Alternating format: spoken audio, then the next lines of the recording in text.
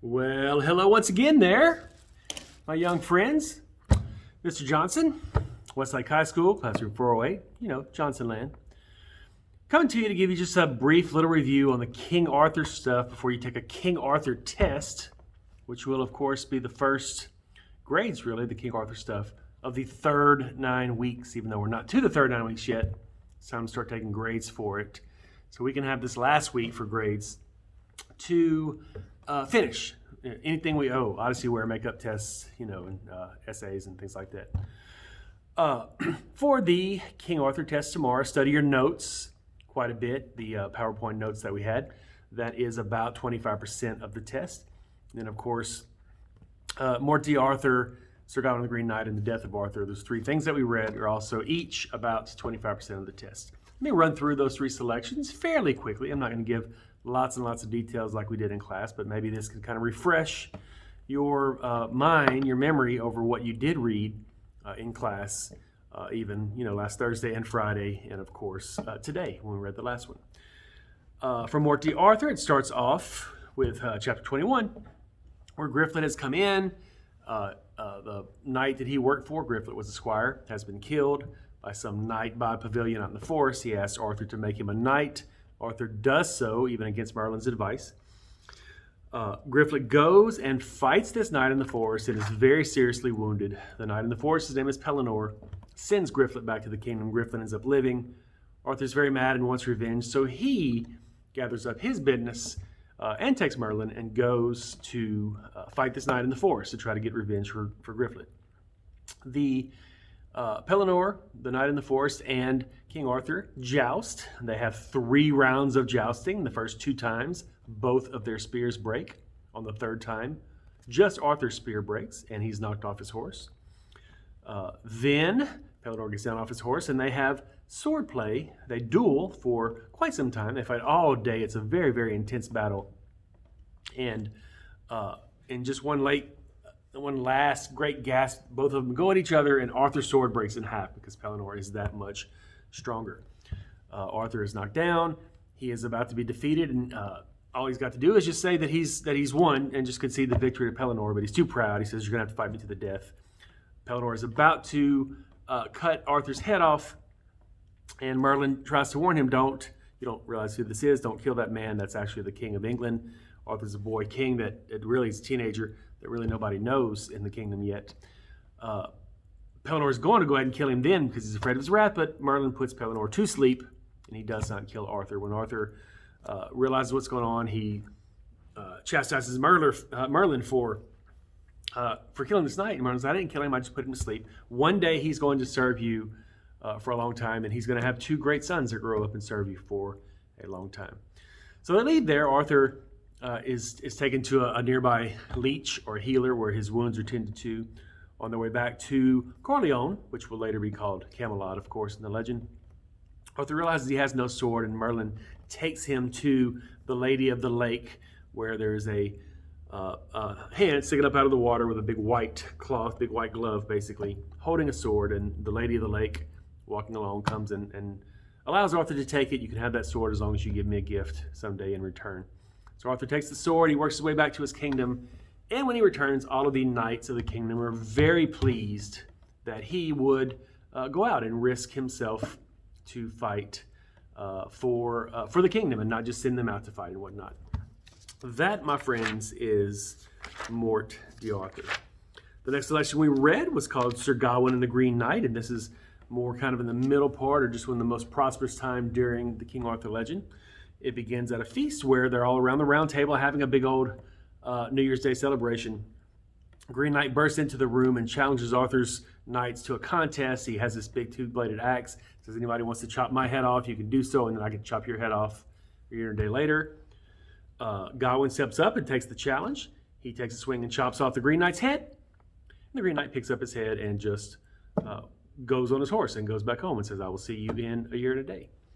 So the next Christmas, Gawain takes a journey all the way across the kingdom, going to look for the Green Knight's land. He stops off at a castle. This very kind gentleman and his wife welcome him to the castle for a few days and says, "Let's play an odd game. I'll go hunting. Everything I get, I will give to you as a gift. Anything you get during the day, you will return to me as a gift." The first 2 days, while this man is out hunting, both of those days, this young lady, this young man, this man's wife, tries very hard to seduce Gawain. He resists all of her advances, but she does manage to kiss him on both those days. So both those days, when the man comes home, Gawain greets him with a kiss on the cheek, thereby returning the kisses and keeping his word. On the third day, she also kissed him, which he returned that kiss to the man when he came home. But another thing she gave him was a magical green sash to wear around his armor to protect him from bodily harm. And when the host returns home that day, Gawain does not say anything about that, and he does not give that gift to the man as he was supposed to. So he's hoping it works if he has to submit to having his head chopped off by the Green Knight. So he leaves the castle, he goes to the Green Knight, he gets to the place, it's very, very deserted. It looks just very ominous with like a old cave and just bubbling water, and it's just a very, very kind of dark place. He hears a grindstone where somebody is sharpening a blade, which means, soon somebody's going to be swinging a blade at my head. Green Knight comes out. He tells Gawain, you kept your word. You came all the way here and kept your word to allow me to take a swing at you, because that was the deal. And then they get ready for this action. And when the Green Knight lifts his sword and gets ready to, his big old 4-foot blade, and gets ready to chop Gawain's head off, as he brings it down, Gawain looks up a little bit, and he just flinches out of just a little bit of fear. And the Green Knight at that point stops and uses the opportunity to mock Gawain and say, King Arthur's not supposed to be brave. I thought you were one of the great knights in the land, and you are obviously a coward, which is pretty much the worst thing you can call a knight. So Gawain says, well, go ahead, take your swing. I'll be still for it this time. The second time, the Green Knight raises his axe. He starts to bring it down, but then he stops just to see if Gawain will flinch. And this time, Gawain does not flinch, not even a muscle. Gawain says, go ahead. Maybe you're the one scared to swing. Go ahead and do it on the third swing. And cycles of 3 seem to be very important in the legend of King Arthur.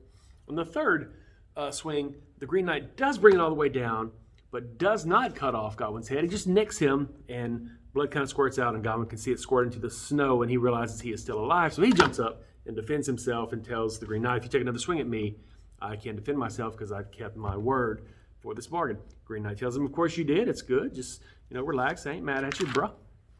And goes on to tell him, it's good you kept your word and everything, but that green sash you're wearing actually belongs to me, and it's revealed to us in the story that the Green Knight and the host of the castle are the same person.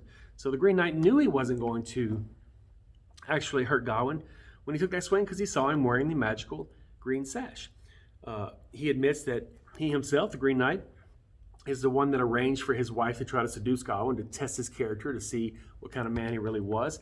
The whole thing was a test. He feels like Gawain kind of passed it, and even kind of lets him off the hook for not saying anything about the sash, because, you were scared to lose your life, and that's very understandable in this circumstance. Gawain, though, does a very knightly thing. He does not try to make excuses. He takes the green sash and throws it back to the Green Knight and says, this is yours. I was wrong for doing that. I should not have been afraid, and I broke my word, basically, by not, keeping our agreement. At that point, the Green Knight realizes how good of a knight Gawain really is, how much character he has, and the honor that he has learned through this experience, that he's really grown. So he, in fact, gives the green sash back to Gawain, tells him to keep it as a token, and Gawain will always have it as a remembrance of this experience, and will also have it as he goes into battle to be protected from bodily harm.